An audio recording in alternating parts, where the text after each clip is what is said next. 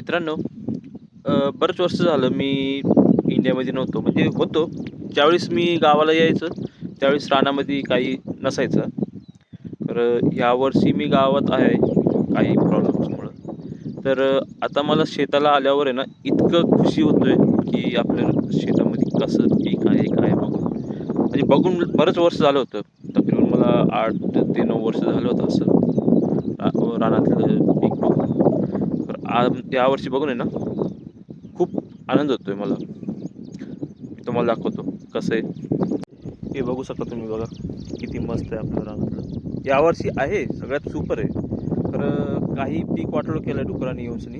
मी आलो होतो असं राऊंड मारत. तर डुकरांनी पीक वाटोळं केलं. तर ते तुम्हाला दाखवण्यासारखं नाही कारण आतमध्ये आणि आतमध्ये जावं म्हणजे चिखल भरपूर आहे. तर चिखलामध्ये पाय बुडतायत. तर आतमध्ये जाऊ शकत नाही पाऊस जास्त पडल्यामुळं. तर भरपूर पीक वाटोळं केलं आहे डुकरांनी. आपले मूग घातलं होतं, उडीद घातलं होतं, सगळं वाटोळं केलं आहे डुकरांनी. तर मी तुम्हाला दाखवू शकत नाही. जेव्हा थोडं रान चांगलं होईल ना, म्हणजे थोडं हडकल, आतमध्ये जाण्यासारखं राहील, तर तुम्हाला मी दाखवतो कसं आहे आतमध्ये. तर मला इतका आनंद होतोय ना आपल्या यावर्षीचं पीक बघून. आपल्या निसर्गराजाने आपल्याला साथ दिला आहे. आता पावसाची आता सऱ्यास तर आगत नाही आहे. तरीही पाऊस येतोय, कंटिन्युअसली पाऊस आहे. एक आठवडा झाला कंटिन्यू पाऊस आहे. असं नाही की एक दिवस असं सुटला असेल. कंटिन्यू पाऊस आहे. तर बघूत आता काय होतंय. ते जे आपल्या नशिबात असेल ना, त्याला कोणीही काही करू शकत नाही.